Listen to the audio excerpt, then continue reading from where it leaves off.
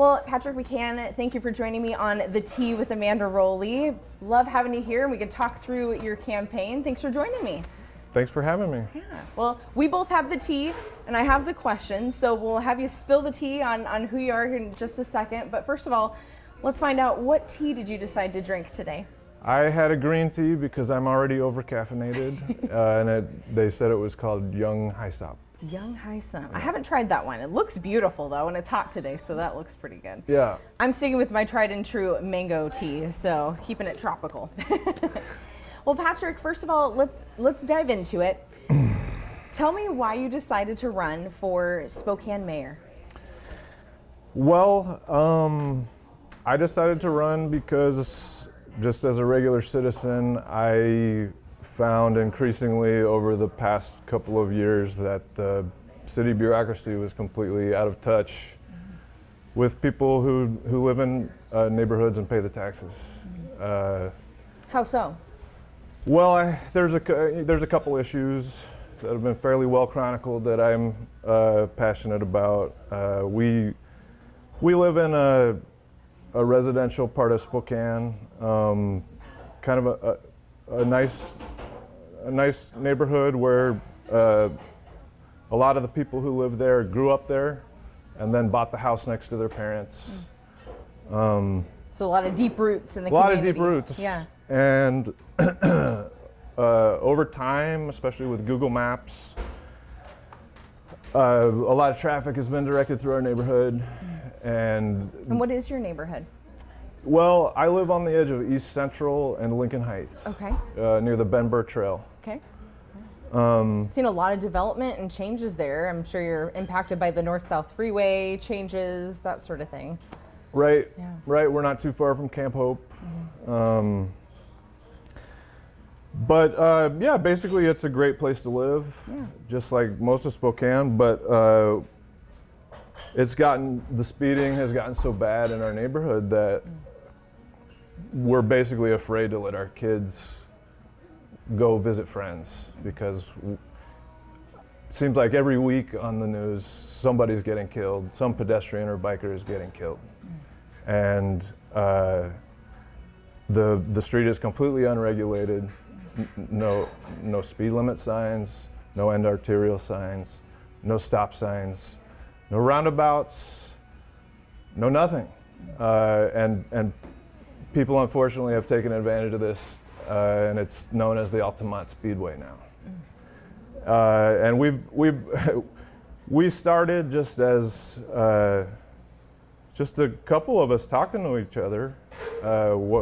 We just figured the city didn't know there was a problem there, so we let them know, assuming that they would, within a couple months, put in stop signs to allow pedestrians to cross. And 5 years later, I found myself running for mayor because there has been absolutely zero action. So you're running for mayor because you feel like the city isn't doing enough to address safety concerns in your neighborhood, not only crime, but traffic safety. That's right. Wow, okay. Just out of touch. I mean, and the other issue was basically has to do with parks and a lack of appreciation for natural lands by the park system.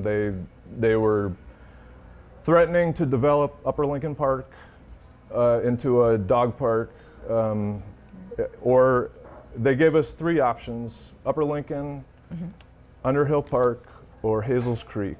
And these are all the three best large contiguous pieces of habitat left on the South Hill. And I mean, as a wildlife biologist, I was appalled by this, and I started speaking out as much as I could, and it turns out speaking out against using those parks, or against, it's just that the dog park would put a fence around it. There would be parking lots. There would be, basically they would pave over and destroy a lot of this natural land that so many people enjoy in Spokane. Yeah. So you're an advocate for preserving as much untouched land as you can.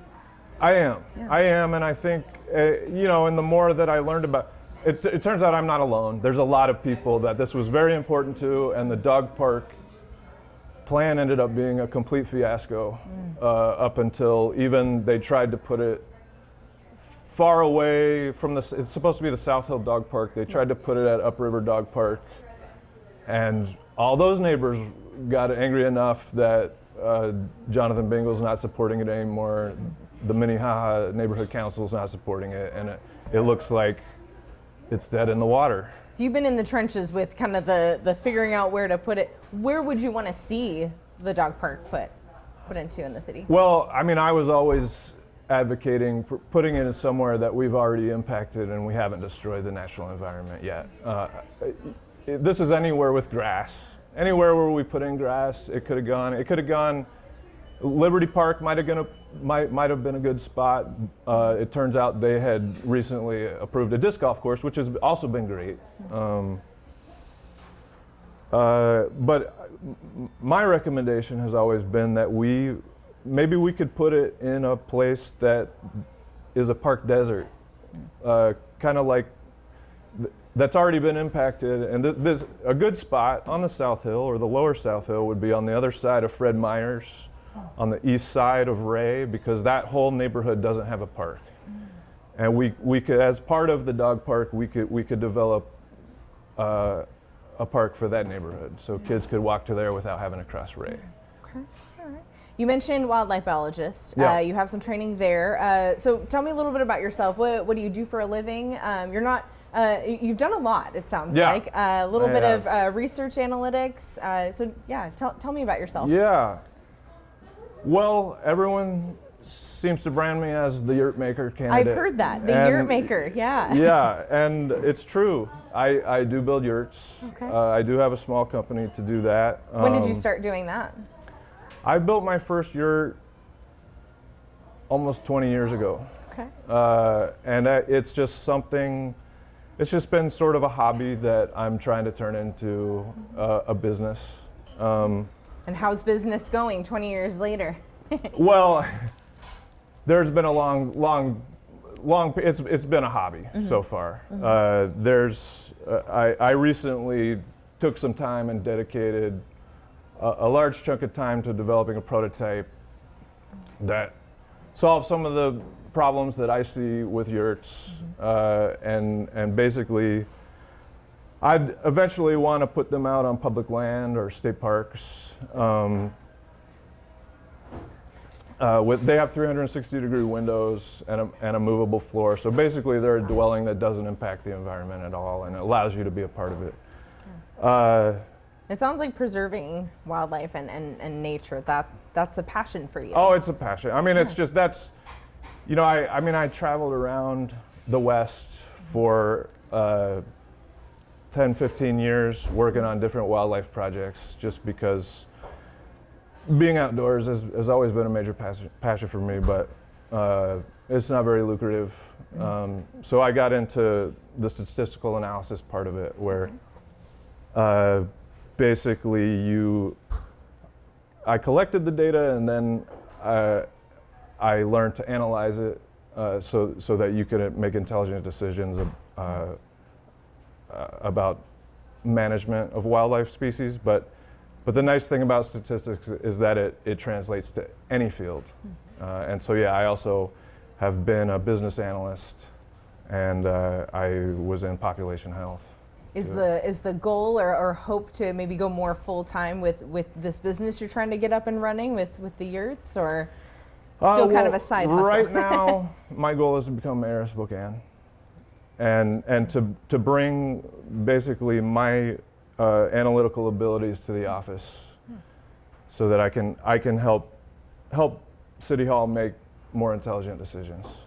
Kind of talk to me about that. So how would you say your experience and education as a wildlife biologist, a research analyst, and an up-and-coming business owner, how has that prepared you potentially to be Spokane's next mayor?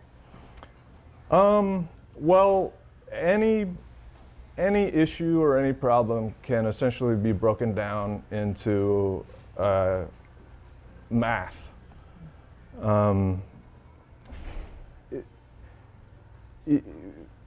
you essentially, to solve a problem, you have to gather relevant data to the problem. Mm-hmm.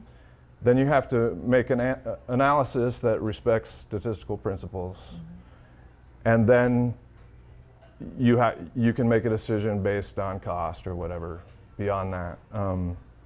That makes sense with the facts. So, I mean, I just want people to know that I do have this mathematical side of me, an analytical side of me. But kind of, I honestly feel like what is more important is that I plan on sort of returning the bureaucracy to the average person. What does that mean? It means that in spite of 5 years of being involved in our neighborhood council, we still have had 0 results.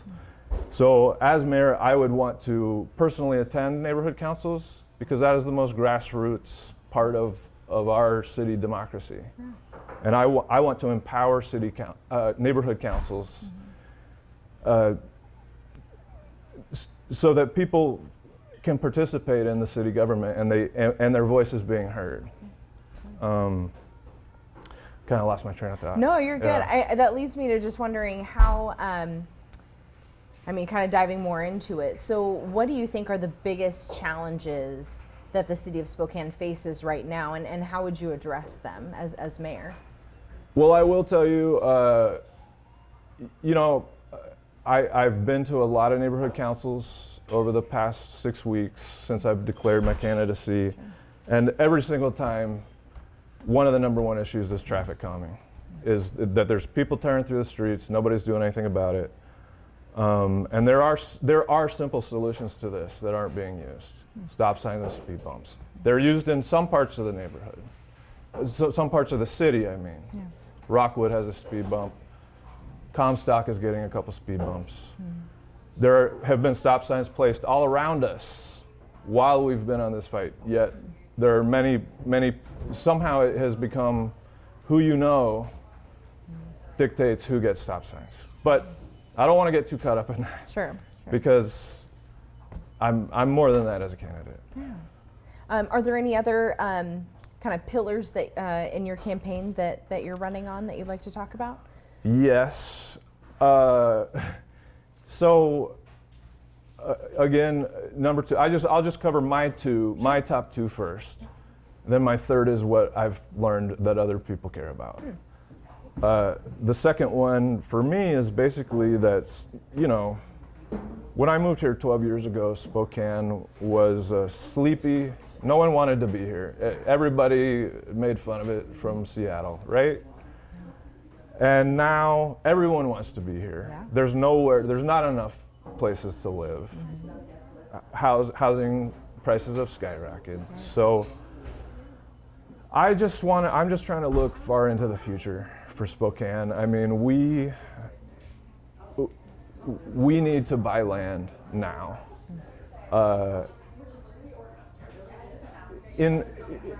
And I've developed sort of a framework for this called the Spokane Moose Project, which basically is a sort of acknowledging that moose exist and that we separated these two populations by I-90 and the growth of the city over these last decades. And that wouldn't it be cool if we could join up these two populations by developing these greenways through town.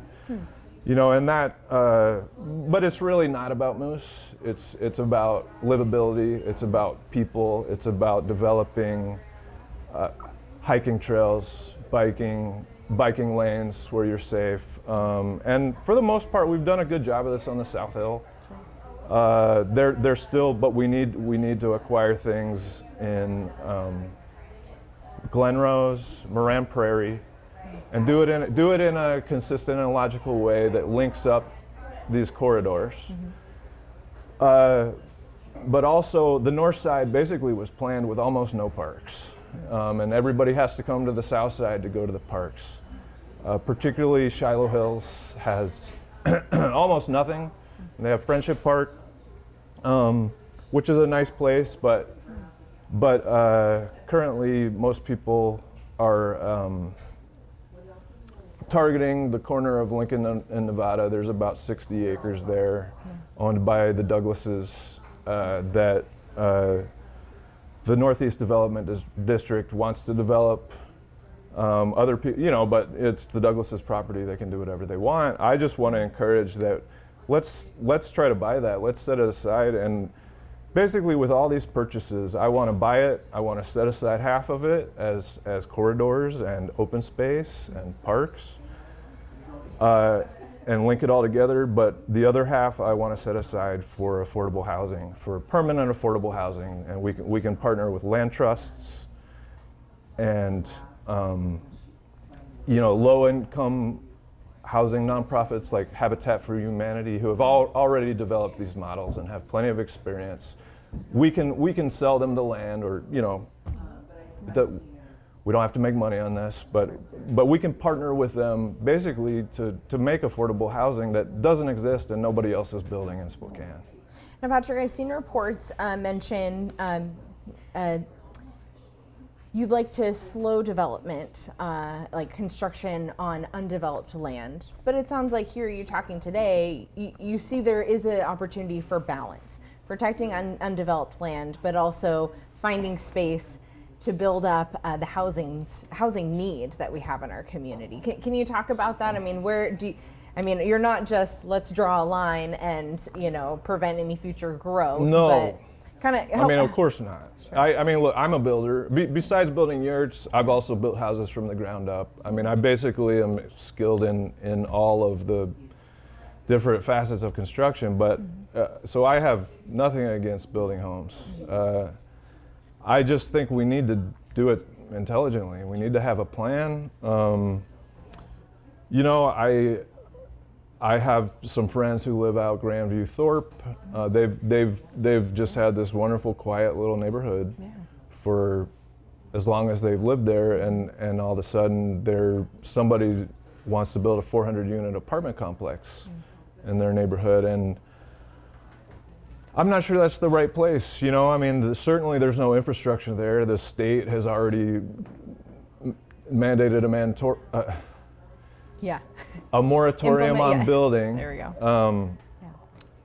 And I just think that we should focus these large apartment complexes more basically along the city line of transit that we just spent how many millions of dollars developing. So why not make it so that people don't have to have cars and tear through neighborhoods? Sure. Yeah, that's good. Kind of talking about the housing, as you mentioned, Spokane County in general is seeing, the inland Northwest is seeing a huge influx of population. We're seeing a lot of people coming in from California, the west side, Seattle area. So what steps would you oversee or want to take as mayor to address that future growth?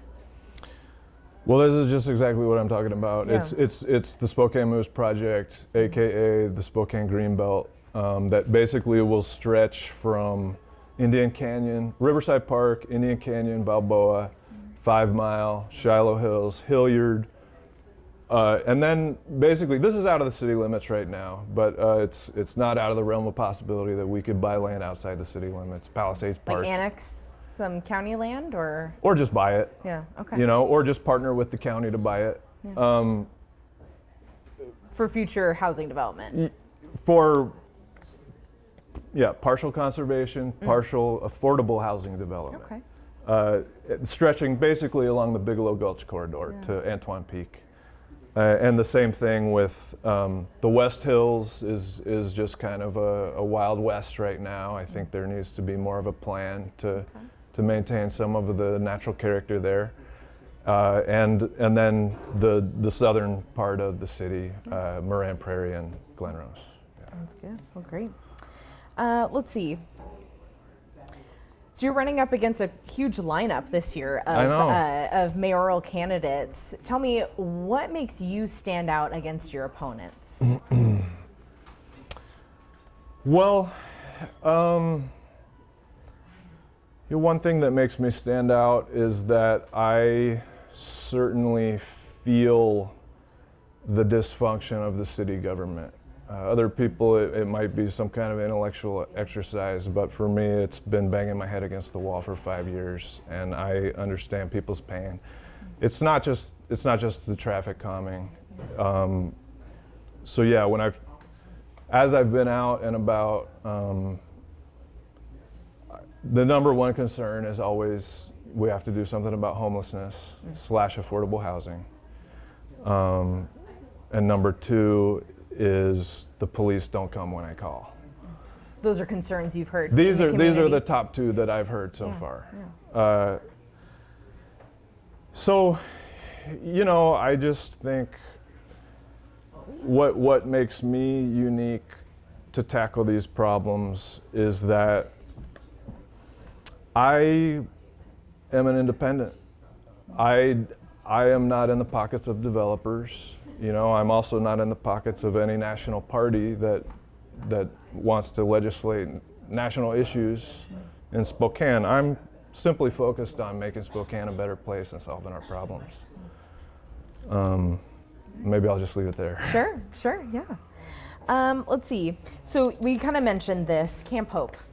The homeless encampment near I-90 Thor Freya was a controversial development in our community. It closed on June 9th, weeks ahead of the city and state's agreed planned closure date. I want to hear, what is your take on how things were handled from the encampment's formation to its closure? I know it's a loaded question, but yeah. Well, you essentially can't win on homelessness. It's You're good. okay. It's unfortunately it is the cost of civilization as far as I can tell. I mean, there are people who are concerned that we're simply enabling irresponsible behavior by people who can live in shelters and Camp Hope, do drugs, steal, and I have met with a number of leaders on the homelessness issue because I need to be educated on it more. How do you think the situation was handled? My daughter goes to Libby, which is right next to Camp Hope. Just blocks away. Yeah, just blocks away. And I walk across the pedestrian bridge to pick her up from school sometimes, and there were times when I had to tell people to stop doing the drugs in public because I'm about to walk by with some kids. Yeah. And they listened to me. You know, I personally never felt threatened by this, but okay, there were 600 people there plus at one point, because they had nowhere else to go. But that it is way too big. It was way too big. Even though I personally didn't experience bad effects from it, I know that a lot of people in the neighborhood did. And yeah, I mean, I just think anything that big can't be allowed to happen anymore. However, I did think it was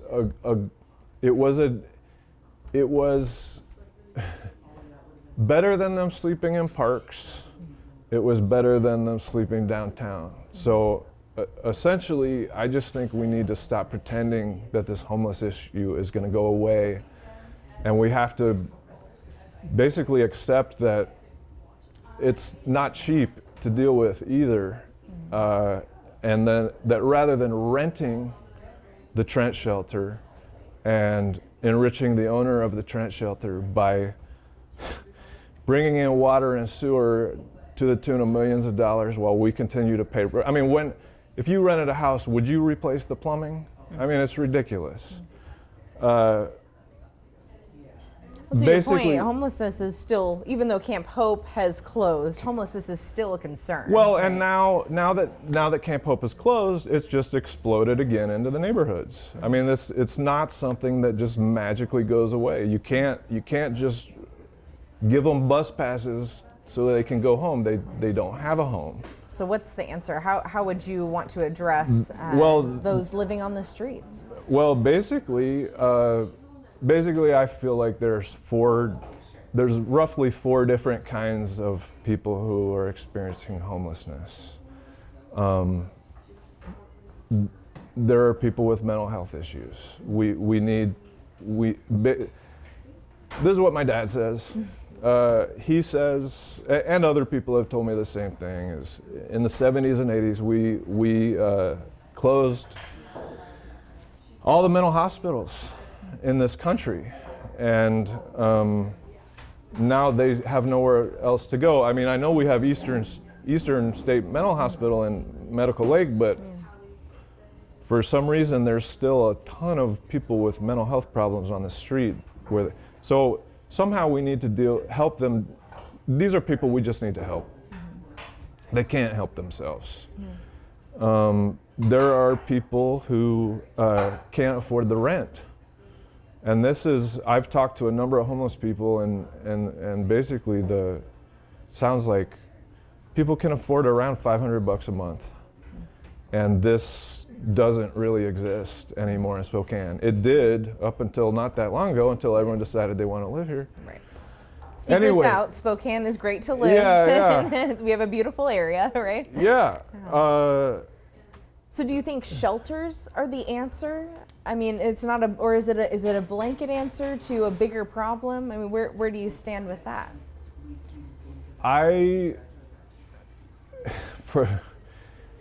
The Trent shelter costs us $3,000 plus a month per person.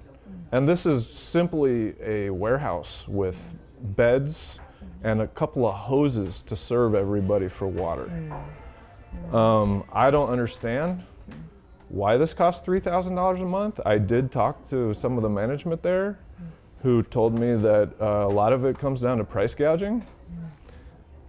The rent is too high, and the service providers to provide the showers, it costs an arm and a leg. That's why City Council felt like they had to put in water and sewer, because it's going to pay for itself after a few months. I'm kind of losing this question. Sorry, shelters. Where I mean. So shelters. Yeah, I mean, I think Spokane needs to invest in apartments. I mean, we can have apartments where the people could pay part of their federal, income to rent those apartments rather than just this stopgap measure. I mean, I just think we basically need to stop pretending that this is going to go away and invest in some kind of apartments or shelters so that we can get everybody off the streets. But also, just as we increase the housing supply through what I had talked about before, also Airbnbs have had a significant effect on the housing market. So I know that there are people that are trying to rein this in a little bit. Right. But anyway, as we increase the housing supply, there should open up some lower income apartments down the road, but this is years away. Can you just dial it down for me then? So as mayor, how would you try to address the homelessness within our community? Well, I mean, number one, I would fully support the Regional Homeless Coalition. I mean, this somehow all of Eastern Washington's homelessness has become the mayor of Spokane's problem, which is not really fair.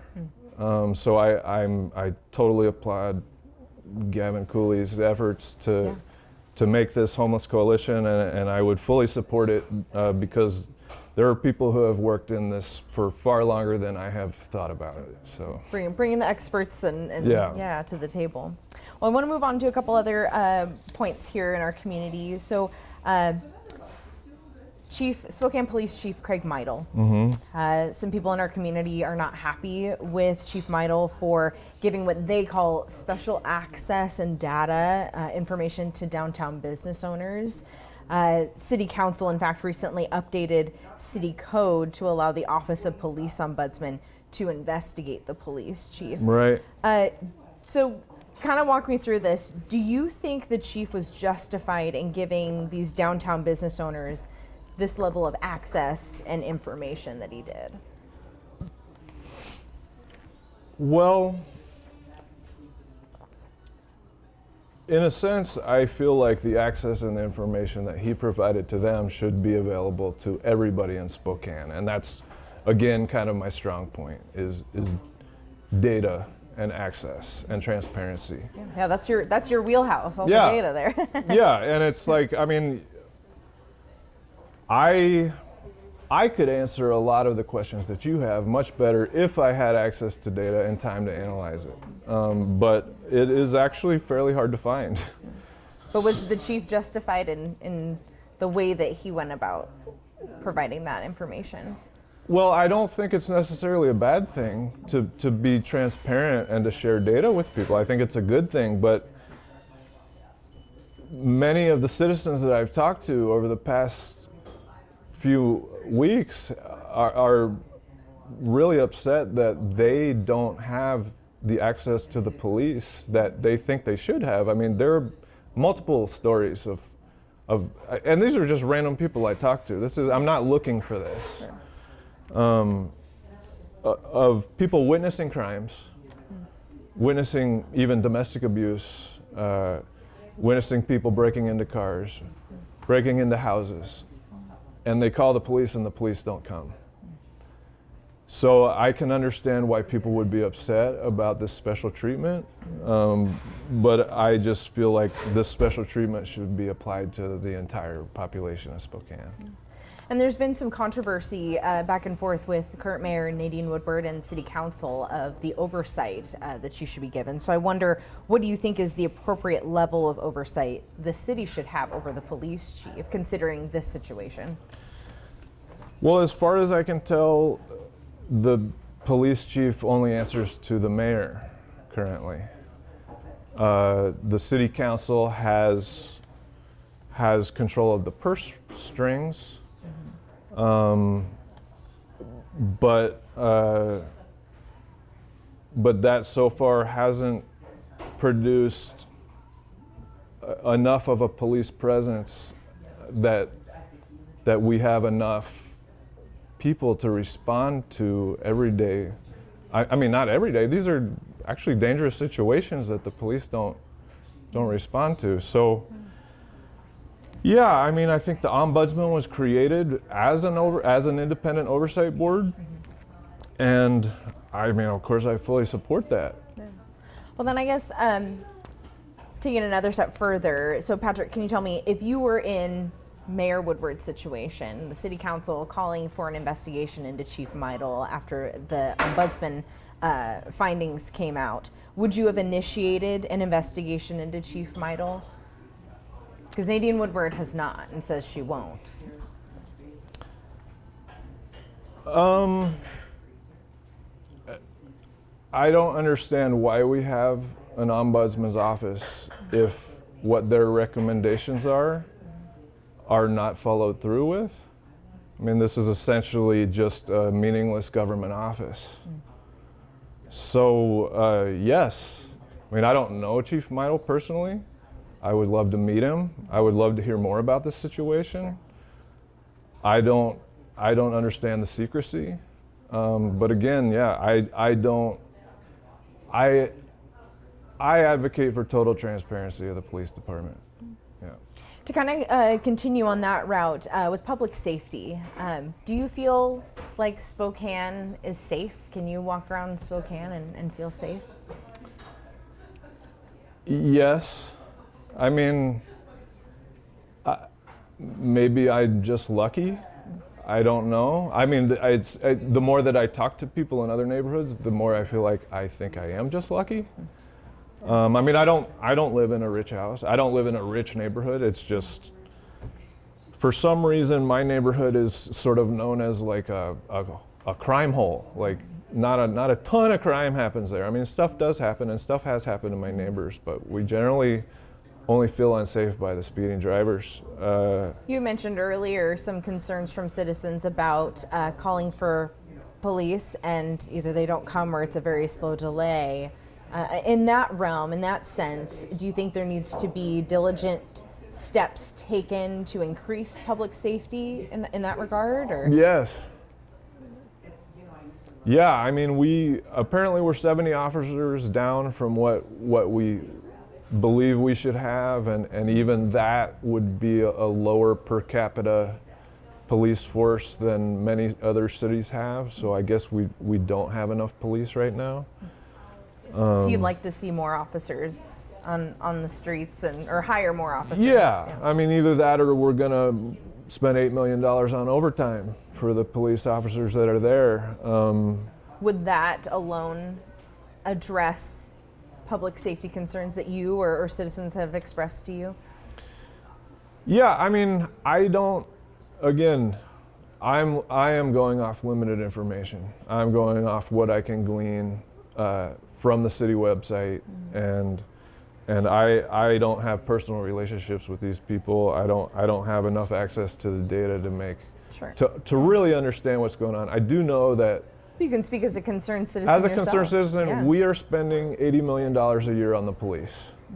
This translates to $250,000, more than $250,000 per officer right now. I know the officers don't make $250,000. So where is this money going? Are there ways that we could cut some of the administration and so use that money to employ more officers? Let's see. I do want to talk about, before we move on from public safety, I do want to ask about, we're still continuing to see a number of drive-by shootings, just shootings in general in Spokane. How would you as mayor address this? Yeah. Well, and this is of course the scariest part of being a police officer. I mean, you are putting your life on the line every day you go to work because of the number of guns that are out there.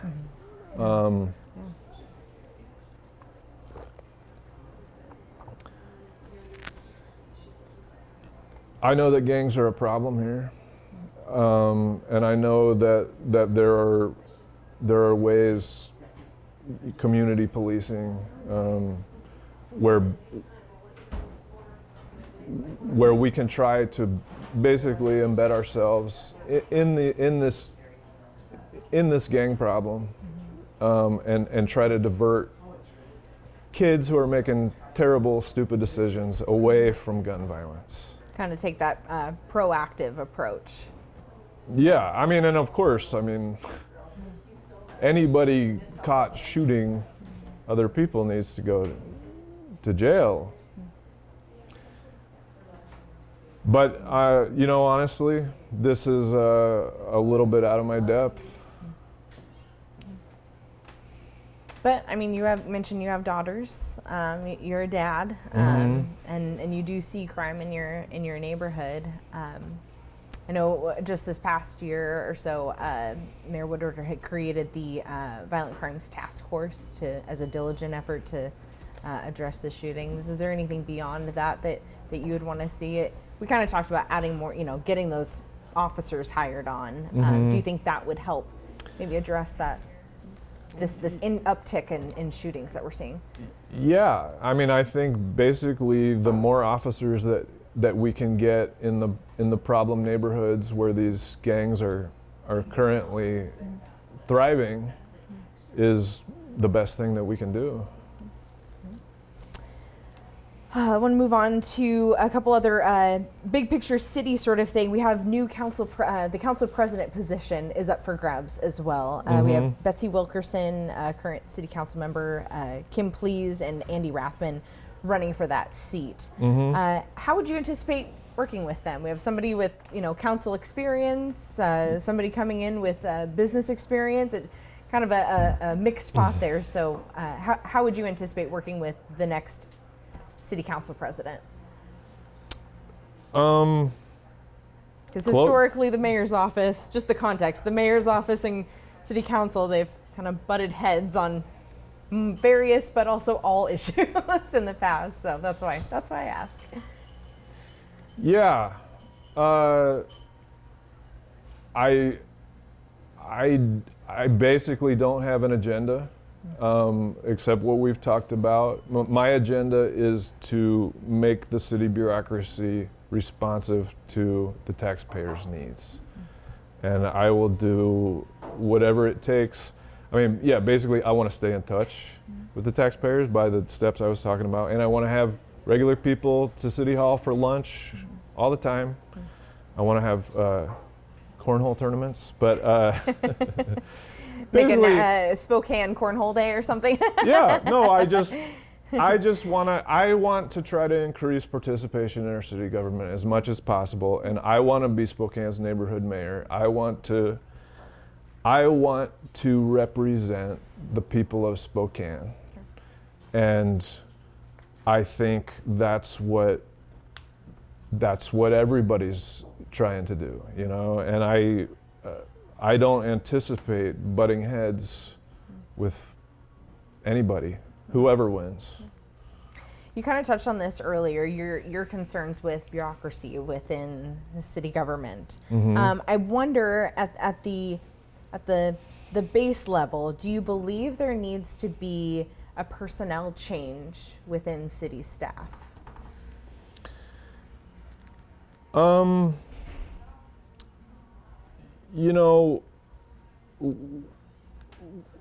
What I can speak to is the traffic department. There is a culture in the traffic department that basically they only care about traffic. They only care about shortening someone's commute. They have no concern for the safety of our non-arterials, our regular neighborhoods. They have some sort of disdain for the people who will try to make their neighborhood safer.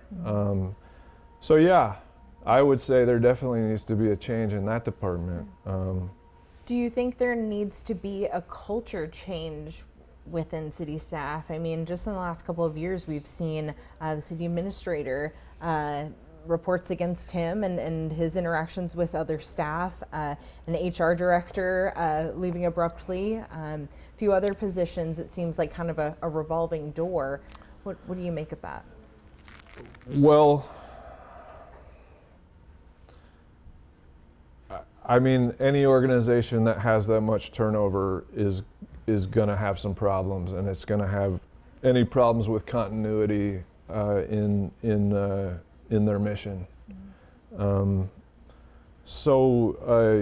Yeah, I mean, I think that, I mean, I want to foster an environment at City Hall that that basically just meets the basic safety needs of our citizens. And if that isn't being done, then we might need to find some new people.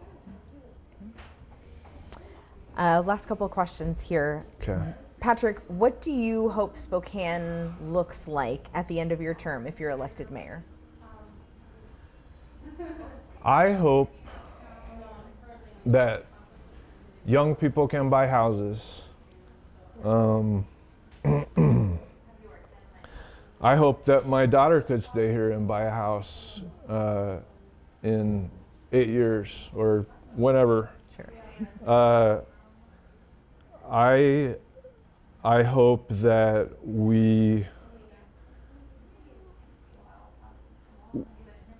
I would sincerely back this effort to buy up the land, to make the affordable housing, to make sure that we are looking to the future so that Spokane is a livable place forever.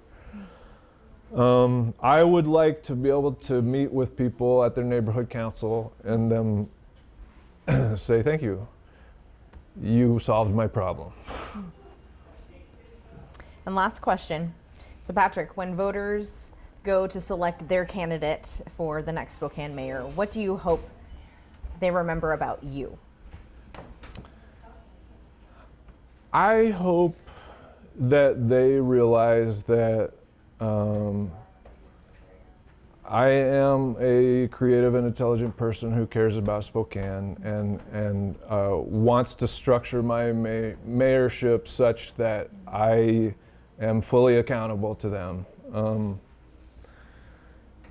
And I also want them to appreciate my independence and not. I want them to look upon my lack of political action money and not being part of a political machine as a positive thing. Great. Well, Patrick, thank you so much for joining me here and spilling the tea on who you are running for Spokane mayor. Good luck to you on your campaign.